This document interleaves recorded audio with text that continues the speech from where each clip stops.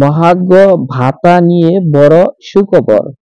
সরকারি কর্মকর্তা ও কর্মচারীদেরকে সরকার মহার্ঘ ভাতা দেওয়ার যে সিদ্ধান্ত নিয়েছে তা শীঘ্রই বাস্তবায়ন হবে বলে জানিয়েছেন জনপ্রশাসন মন্ত্রণালয়ের সিনিয়র সচিব ডক্টর মোখলেছুর রহমান।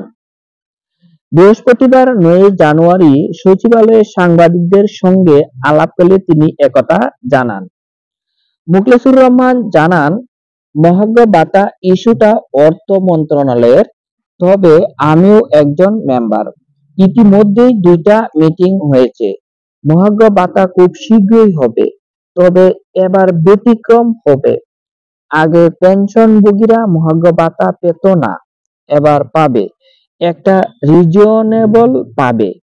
পরের বছর ইনক্রিমেন্টের সময় এই মহার্ঘ ভাতাটা তার বেসিকের সঙ্গে যোগ হবে। এই বাজেটেই মহার্ঘ ভাতা কার্যকর হবে কিনা এ প্রশ্নে তিনি বলেন, এ বাজেটে মানে ৩০শে জুনের মধ্যে আমি বলবো অবশ্যই এর মধ্যে হবে, তার আগে হবে ইনশাল্লাহ।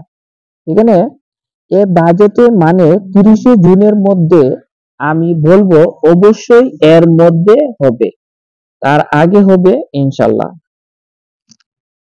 কোন মাস থেকে ধরা হবে সে বিষয়ে সচিব বলেন, অনুমান করে বলা ঠিক হবে না। এ বিষয়ে অর্থ উপদেষ্টা ও অর্থ সচিব পরিষ্কার করে বলতে পারবেন।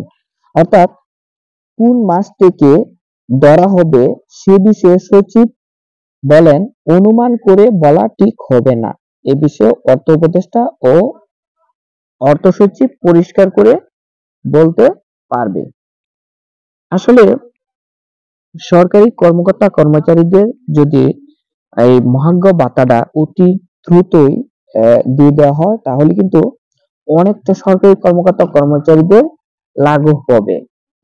এখানে কত পার্সেন্ট মহার্ঘ ভাতা দেওয়া হবে এবং এটা কিন্তু ক্লিয়ার করে নাই, এবং কোন মাস থেকে দেওয়া হবে এই বিষয়টাও কিন্তু ক্লিয়ার করে নাই।